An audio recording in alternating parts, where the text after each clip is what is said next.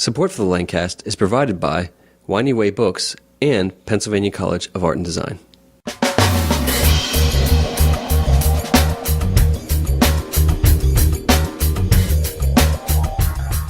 Welcome to the Lancast. I'm David Moulton. And I'm Keith Slusser. This week we spoke with Ken Mueller about Inkling Media and the status quo of social networks. Ken shares about his transition from radio to social marketing. When I look at social media and compare it to the traditional media, I think that it's the closest to radio in many ways, because radio is this, especially local radio, which is what I worked in most cases, the small town local radio station where you are really, you're on the air, you have your personalities who are the best friend of the listeners. Ken also discusses the evolution of social media over the past couple years. I would go and speak to teachers and parents and schools and other things, and when I would go out and speak, I made this, what I thought was an amazing claim, and I told people, because they would always ask me about the future of social media, and I would tell them, MySpace is king. No one's ever going to touch MySpace. And we all know how wrong I was for several reasons. One, MySpace did everything wrong. Facebook did everything right. And even a couple years ago, there was still this, where's everybody going? And now, here we are, 2011, Facebook has 800 million active users. Twitter has like 250 to 300 million active users. Enjoy the conversation. Ken, welcome to the Lancast. Hey, great to be here. Ken, last time we spoke with you, you were just about at your transition point from radio to doing social media management. Mm-hmm. Can you tell us a little bit about that transition? I was working for WXPN Radio at the time, doing marketing out here in Central PA, and it was sort of a two-step process. I was notified a couple years ago, I can't remember the exact date, that you have two options because of the economy. The option is we completely lay you off with 1 month severance, or we keep you on half-time, no benefits or anything, and, you're working part-time. So I was like, okay, in this economy, I'm going to stay on half-time. So I decided to stay on half-time.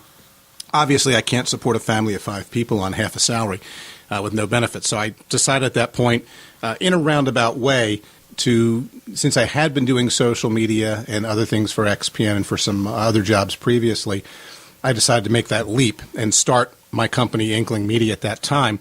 The ultimate goal was to build the company to the point where I could then leave XPN completely and go full-time. Well, a year later, XPN came back to me, and the economy was still bad, and said, guess what? See ya. And, and it was a very amicable parting. I understand the economy is such. I don't have any bitter feelings toward them or anything. I understand why they did what they did. And so suddenly I was forced into taking my company full-time. And I wasn't quite at the point where I felt I was ready for that in terms of numbers of clients and things like that. But I kind of had to do it. So that's what happened. So I've been doing it full-time for a couple of years now, and quite frankly, love it. I love working for myself.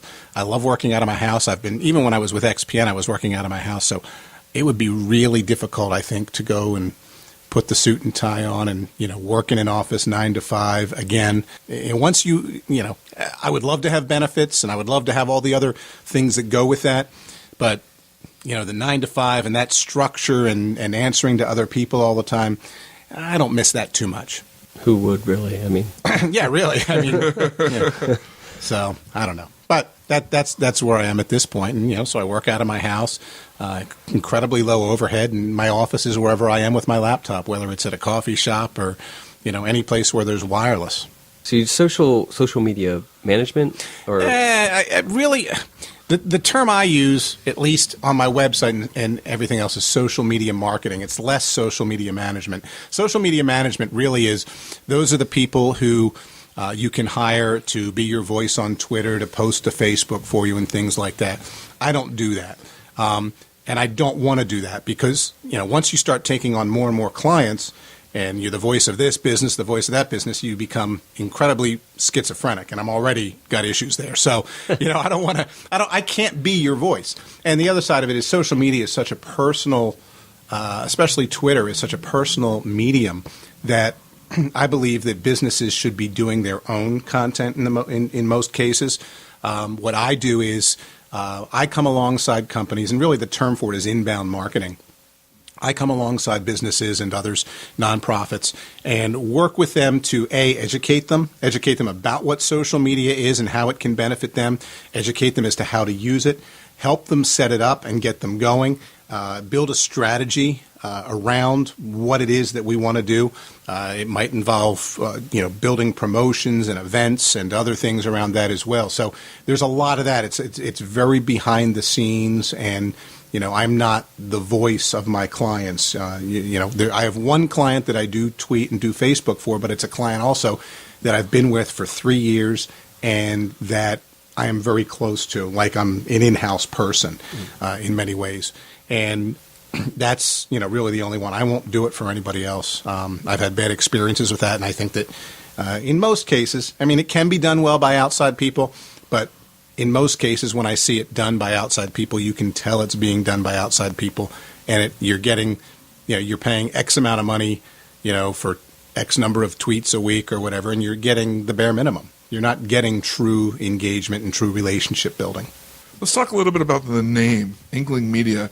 Where did that come from? Because when I think Inkling, I think printing press. Okay. Keith, do you know? Do you have any idea? I don't know. Okay. A lot of times people know. I thought Keith might know. I would bet your brother and his wife would know.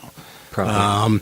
There is when it came time to come up with a name, it was like, well, Ken Mueller this, do I want my name in there? And if I had to do it over again, maybe I would, just because I am my business. I don't, I don't have a whole staff of people and others. But we were sitting around, and my wife and I were thinking of names, and I think she might have come up with it first, but we both came up with it. There is a group of authors that were known as the Inklings, and they're my favorite authors. So it's C.S. Lewis, J.R.R. Tolkien, people like Charles Williams, and then there are other authors that were loosely affiliated with it, such as Dorothy Sayers and others. And I love all their books, and so it just sort of fit. There really is no other significance in terms of that. I just wanted a cool name. It doesn't, the term Inkling is one of those things that, you have an inkling of an idea, but I could probably make it fit, but, why should I stretch it? It's just a name that is there and sets me apart. No, but I often ask people if they know, because if anybody knows anything about C.S. Lewis or has read Tolkien or whatever, a lot of times they'll know, oh, yeah, there was this literary group called the Inklings, and they would sit around in the bar and smoke their cigars, and, all their books, like Chronicles of Narnia and things like that, they would read them out loud while they were writing them and critique them for each other and get a feel. And they would talk about politics and religion and philosophy and everything else. So, it just was a natural for me to sort of choose that name, but there's no real other significance beyond that. Take it back just a minute. With radio, did you have any connections, or did you learn anything from radio that helped you in starting this media? Definitely. When I look at social media and compare it to the traditional media, I think that it's the closest to radio in many ways, because radio is this, especially local radio, which is what I worked in most cases, the small town local radio station where you're on the air, you have your personalities who are the best friend of the listeners, and you're giving the local weather, you're giving the farm reports. I worked at a radio station. My very first job in commercial radio was out in western Pennsylvania, small town radio station. We would read the obituaries on the air. And let me tell you something, this was in an area that was very highly, a lot of people who had emigrated from Eastern Europe, so they had these long 30-character names, last names with no vowels, and if you just barely mispronounced the name, they were on the phone, they were listening. And, the people from the funeral home would call in, and it would be on a cassette thing that they would record, and we would then listen to it and write it down. It's happening at this funeral home, and they're having this. There were a lot of different religious ceremonies that went along with it, depending on what religion they were, and these names. And it was not only a money making thing for the station, but it was a community building thing. It was something that people tuned in for. It was to hear the obituaries, and people didn't. It was like, it's kind of weird because people don't just open up the obituaries and look to see who they know who died. They look when they know someone has died. Even it's a family member, they just want to look to make sure it's there. And that was the same thing. People would listen when it was their dad, their grandfather, their uncle or whatever. And it was a community building thing. And we did local sports. And same thing when I worked in radio here in Lancaster. We carried high school football, high school basketball, Millersville University football and basketball, as well as professional sports. And the community really, we did a lot of local news. And we were out on the road covering all kinds of stories throughout Lancaster County. And it was really a community building thing. We had the talk shows so people could call in, so you had the dialogue. So radio is much more akin to social media, I think, than any of the other traditional media out there, such as television or print or anything else, because there's more of a dialogue and more of an interaction and more of an instant feedback that you get than with the other media. So there really is a lot of tie-in, and I think the parallels in many ways are quite interesting. What are some of the ways that you've taken that and used that to influence the way that you help other companies? Really, when I go in with a company, one of the first things I do is, I say, okay, here on my website it says that I do social media marketing. Right away I tell them, cross out the word media, cross out the word marketing. Focus on the word social. Because social media really is the first media that it's very different from others. Every other media that's been out there, that's been invented, created, whether it's print, broadcast, whatever, we as consumers, we attend to those media solely for the purpose of two things, to be entertained and to be informed. We want to get information about whether it's the weather, the stocks, the news, and we want to be entertained. The comics, watching programs, things like that. Social media is very different in that it exists solely for the purpose of being social. People don't go there, at least initially, to be entertained or to be informed. They go there to be social, to relate to other people they already know, or make friends. And, I tell the businesses that. I try to help get them in that mindset of community and relationship, because most businesses, as soon as they see social media, they tap into that word media. And it's like, oh, advertising, oh, marketing, oh, I can get my message out. And yeah, you can get your message out, but it's not. You don't do it that way because none of us wants to be sold to. We hate that phone call that comes that says, hey, you want to buy some replacement windows, or you want to buy insurance, or whatever. That's why we have the do not call list. We don't want to be sold to. And so we have to approach social media for people on their own terms, which is they're already there to be social. They're not there to be sold to. So if we're going to sell them, we have to find new ways of doing it. And it really comes into building those relationships and tapping into that. It used to be, in terms of radio again, it used to be that when a major news story was happening, quite often radio would be the place where that story broke. And people would then right away go and turn on the television because they wanted to see pictures of it. I think of the Challenger explosion, which happened when I was working in radio. And that broke on radio. You then went and watched it on television, and then the next day you'd pick up the paper for the more in-depth coverage to find out what else is going on. So all the media tied together. Now, more of these stories are being broken on Twitter. Twitter is because people who are in the midst of that story are tweeting. I was in New York City. I worked in New York City on 9/11, and if Twitter had been around then, that story would be an entirely different story. And I believe that far fewer people would have died as a result of news breaking that more quickly. So it's now Twitter, and then we go to the internet and then look at CNN or some of the other news sites or blogs to find out what's going on as people are talking about this. And so what I bring from radio is that whole idea of that, especially the small town community radio, and building those relationships with the people in the community, which involves building trust. You want to be the community radio station. So in many ways, that's what I want my clients to do in terms of their online presence. So how does Inkling Media, as far as a long-term goal for the business or for whatever you're working with, as opposed to just the events set up, but how does it in the everyday long-term?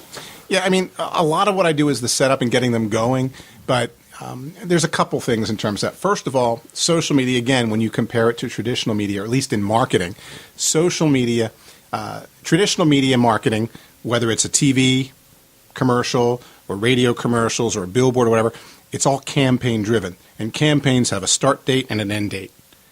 Social media doesn't have that end date. You can do campaigns within it, but for the most part, social media is that ongoing relationship building. And what I equate that to for my businesses is, don't think of it as marketing. Don't think of it as a campaign. Think of it as an online extension of the front counter of your brick and mortar business. So, we're in a bookstore right now, and when people come in this bookstore, they interact with the person behind the counter.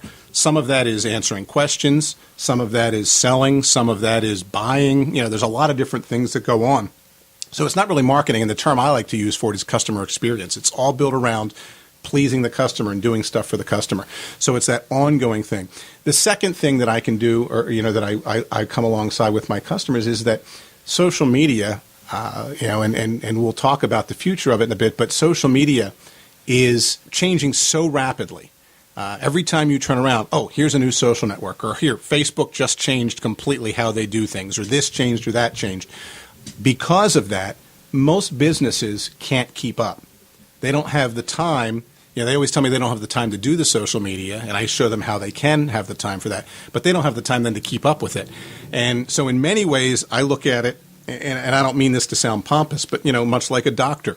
You don't want to go to a doctor who went to medical school and graduated in 1982 and has never picked up a medical journal since then, because medicine advances. We've learned new things. You want to go to a doctor who stays up on all the latest medical things that are happening, understands that there's a new vaccine, or there's this new disease, or here's a new way of fighting this disease, or this vaccine that we used to use is no longer effective.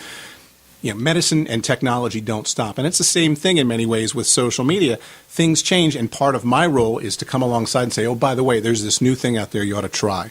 Or, by the way, this thing that we were doing, people seem to be gravitating away from it. Let's not do it anymore. Let's move into this realm. And that's how I really want to, a lot of my time is spent keeping my clients up to date on what's happening, because it's too hard. I mean, there's thousands of blogs about social media out there, from big, huge ones to smaller ones that talk about social media. And for them to read those and try to get at least, and everybody has a differing opinion on things. Everybody's talking about Google Plus now. Well, some people love it, some people hate it. And will it succeed? Won't it succeed? How big is it? How little is it? Whatever. I try to be there for my clients and say, you know what? Let's hold off on this one, or let's jump into this one, just so they know and they don't have to make those decisions, because they can't make them without the information that I provide. Well, we're going to head to break, and when we come back, we're going to have more with Ken. Hey, everybody. We're here at Penn Cinema to find out what everyone's been talking about.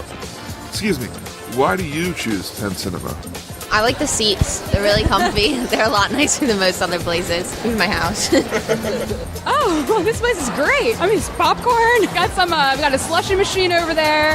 We got 3 clocks. 3 clocks for the Lidditz, the Lancaster, and the F at a time, just in case you don't know what time it is in your area. That's why I love this place. They think about everybody. Very friendly. Has a nicer environment. It's clean and comfortable. It feels independent. It doesn't feel like part of a system. Like, it feels like, as big as it is and as polished as it is, that it feels independent, Bigger screen, better quality. So it's really close. It's very clean. We come here all the time. What do you like about Penn Cinema? The seats are my favorite thing. Very comfortable. On the rump. 3D IMAX, the whole shebang. It has a down-home feel, and we love the atmosphere that Penn has created. He really tries to take into account what people want in a theater. It's really clean, and the seats are really comfy. Yeah, I like the seats. It's the best movie theater to come to. Well, you've heard what they have to say. Now come see for yourself. Check out Penn Cinema for first-class movies in a first-rate theater. Located at 541 Airport Road in Lidditz, PA.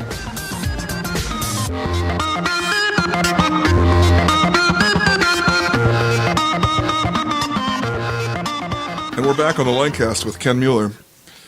Ken, a lot has happened in the 2 years since you were on before, and I think social media is always changing, as you said.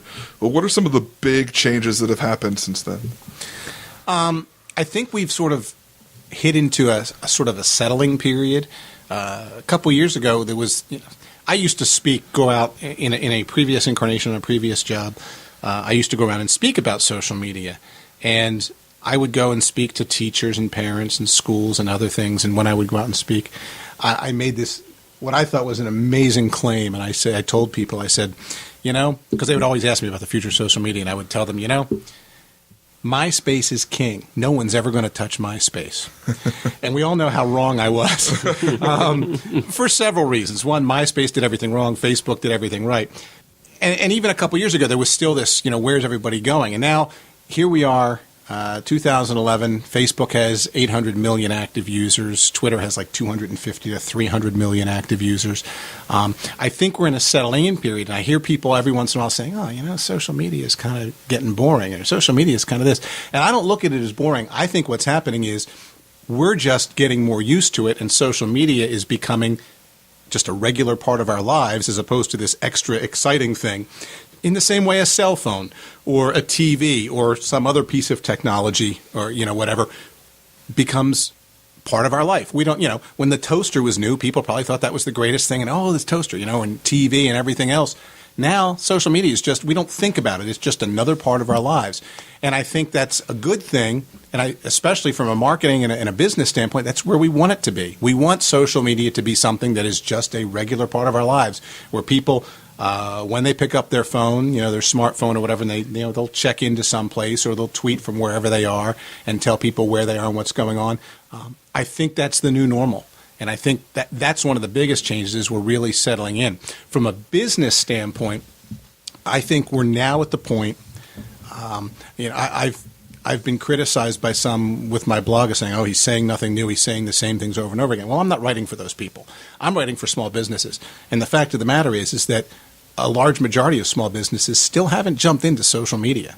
Many, many businesses around, and many who have jumped into social media and think they're doing social media really aren't. It's like, I created a Facebook page. I'm there. And they don't do anything with it. We're now at the point, I think, where businesses are really at the point where they're starting to get it a little bit more. And I think the next year, 2012, is going to be a key year for that, where people really are going to get on board and understand, that this is where we are and this is where I need to be, and not just create a presence, but actually be on there and live online in many ways.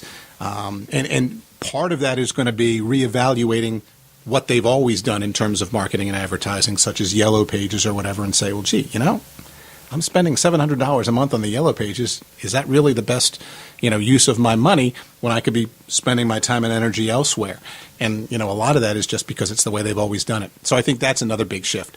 And in terms of platforms, platforms will always come and go. I'm not going to sit here and tell you that Facebook is king and no one will ever touch it, because I have no clue now. I learned my lesson with MySpace. But Facebook is far more established and is a much larger gorilla than MySpace ever was. 800 million, growing at 500,000 a day, pretty much, in terms of active users. And in the U.S., we've reached the tipping point where it's more than, it's like 53% of all Americans are on Facebook. So we've really got three major platforms that are huge that we're using: Facebook, Twitter, and LinkedIn. And then there's other smaller platforms, and people talk about Google Plus as well, and I'm still not convinced that that's going to be much there in terms of Google Plus. But we've sort of settled in with those platforms. And now that we've settled in, it's now looking at it and saying, okay, now how are we going to use it now that things have changed and now that things are changing? So that's a big, probably I think one of the biggest shifts is that settling in as opposed to everything being shiny and new. And part of I kind of hope, like you said about the Google Plus, I want there to be something out there that's as cool as Facebook, but in the same sense, I'm kind of like, I got to keep up Facebook, and then I got to keep up Google Plus, and I got to keep up Twitter. Is there a sense of at any point if it's just this is just too much kind of thing, or I tweet too much? Can you everybody has to have. Everybody's going to find their own comfort level when it comes to these things, and a lot of times we say, I could never do that. I met with someone today, actually, and she's very uncomfortable with technology and very uncomfortable with Facebook and things. But, she understands she probably needs to be there. And part of my job is to give her a comfort level on that. My brother, he's 3 years older than I am, and he swore he'd never get on Facebook.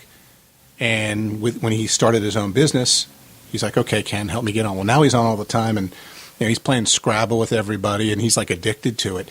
And, so I tell people, never say never. Once you get, there's like a point where it clicks, especially with Twitter.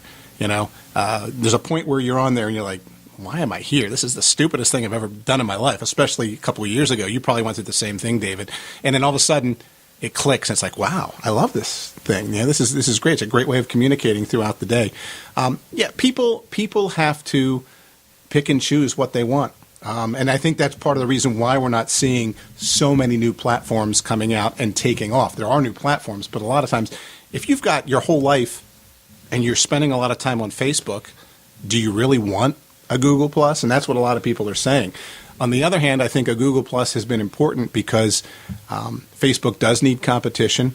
And I think that if you look at the most recent changes on Facebook, many of them are in response to specific features of Google Plus that people were saying, hey, this is kind of cool. I wish Facebook had this, which Google Plus, and that's, I think, one of the reasons why they're moving so slowly is that they have moved slowly and they've allowed Facebook to adapt pretty quickly. Facebook isn't just going to sit there. Google's moving incredibly slowly, and I think that hurts them in many ways.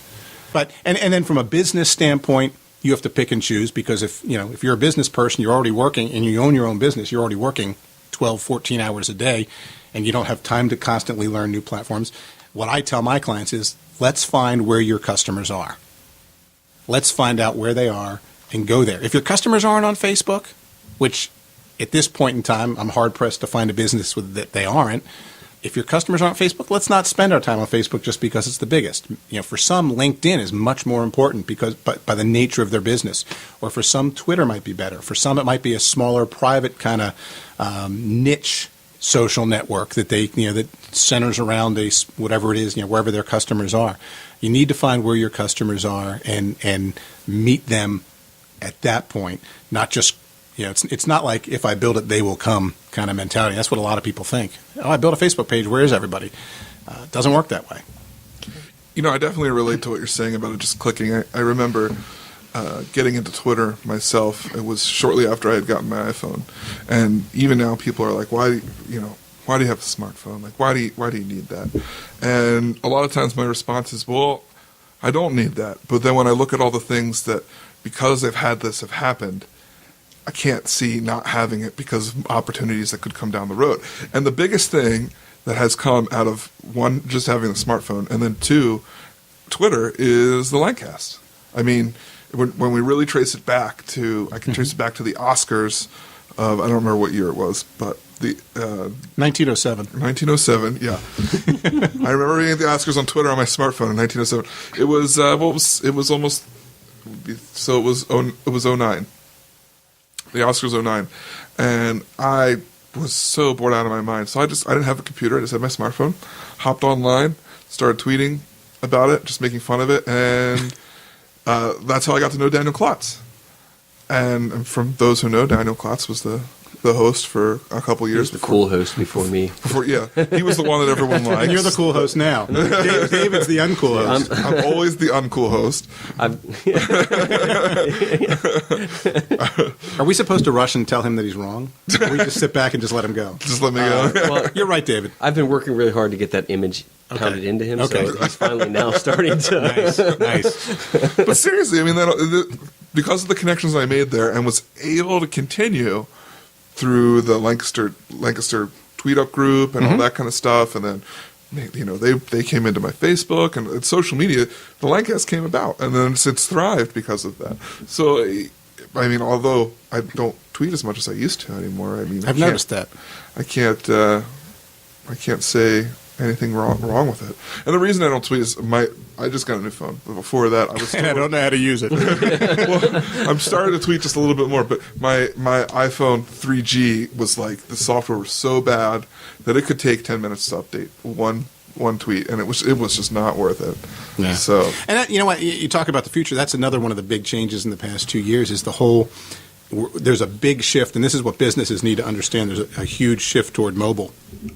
We are not far from a point where the large majority of social media traffic and web traffic is going to happen on mobile devices with smartphone adoption. We have the ability to be connected at all times, and that has some amazing implications for businesses and some pretty scary implications for businesses. On the good side, it means that we can get people pretty much at any time. It's not like you have to wait till they get home.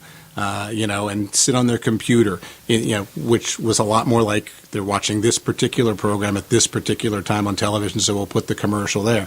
We have opportunities at all times to reach people on their smartphones, even people who work in companies where social platforms are blocked by their in-house IT people. Well, they've still got their iPhones, and they're still on Facebook, and they're still on Twitter, and they think they've blocked them out effectively, and they haven't.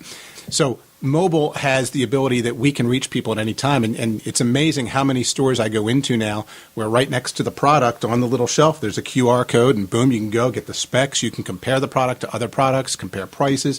You can do so much more than you ever could before. The scary side of this, and what I tell people is that those mobile phones, really, we have to remember that in effect, they are like a megaphone. So if you're providing me, let's say I'm in a restaurant and the service is horrible or the meal is horrible, whatever. Old school, I'd go home and I'd be like, man, I had a horrible meal there. And I might tell a few friends the next day and they'd be less likely to go there. Well, while I'm sitting there in the meal now, I could sit there and I could be tweeting and putting on Facebook and trashing this restaurant left and right. And that can catch them off guard. And that's one of the fears that many of them have, and they've got to be prepared for. On the other hand, if I like the meal, I can be sitting there praising them, saying, hey, I'm getting the best service here by my waiter, Jeff, and yada, yada, yada. And, it's that whole concept of word of mouth, and businesses need to learn how to, A, tap into it so that they can generate positive word of mouth and know how to react to the negative side of it. And depending on what platform you use, those negative comments can be there indefinitely. Oh, yeah. Things are there, and they will always be there. And, people do,